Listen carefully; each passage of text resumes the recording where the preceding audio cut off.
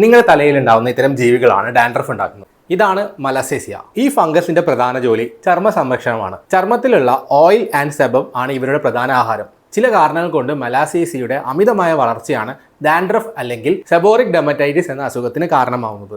3 കാരണങ്ങളാണുള്ളത്. ഈ 3 കാരണങ്ങൾ ശ്രദ്ധിച്ചാൽ നിങ്ങൾക്ക് ഡാൻഡ്രഫ് നന്നായിട്ട് കൺട്രോൾ ചെയ്യാം. 1. അമിതമായിട്ടുള്ള ഓയിൽ അല്ലെങ്കിൽ sebum production. Hormonal changes, heavy hair products, stress എന്നിവയാണ് സെബം അല്ലെങ്കിൽ ഓയിൽ പ്രൊഡക്ഷൻ കൂട്ടുന്നതിനുള്ള കാരണം. 2. ചർമ്മപാളികളിൽ ഉണ്ടാകുന്ന തകരാറുകൾ. അമിതമായി തല കഴുകുക, ഹാർഡ് ഷാംപൂസ് യൂസ് ചെയ്യുക, ഹാർഡ് വാട്ടറിൽ തല കഴുകുക എന്നിവ കാരണം നമ്മുടെ ചർമ്മപാളികളെ പിടിച്ചു നിർത്തുന്ന പ്രോട്ടീൻസ് നഷ്ടപ്പെടുന്നതും മലാസേസിയയുടെ വളർച്ച വലുതാക്കും. 3. ഇമ്മ്യൂൺ സിസ്റ്റം തകരാറുകൾ. നമ്മുടെ ശരീരത്തിൻ്റെ അകത്തുള്ള പോലെ തന്നെ പുറത്തുള്ള ഫംഗസിനെയും ബാക്ടീരിയാസിനെയും അളവിൽ കൃത്യമായിട്ട് വെക്കാൻ ഹെൽപ്പ് ചെയ്യുന്ന ഒരു സാധനമാണ് ഇമ്മ്യൂൺ സിസ്റ്റം. സ്വാഭാവികമായിട്ട് ഇമ്മ്യൂൺ സിസ്റ്റത്തിന് എന്തെങ്കിലും ബുദ്ധിമുട്ടുകൾ ഉണ്ടായിക്കഴിഞ്ഞാൽ അതും ഇത്തരം ഫംഗസുകൾ, മലാസെ അടക്കമുള്ള ഫംഗസുകൾ വളരാൻ കാരണമാകും. ഈ 3 കാര്യങ്ങൾ ശ്രദ്ധിച്ചു കഴിഞ്ഞാൽ നിങ്ങൾക്ക് നന്നായിട്ട് ഡാൻഡ്രഫ് കൺട്രോൾ ചെയ്യാൻ പറ്റും.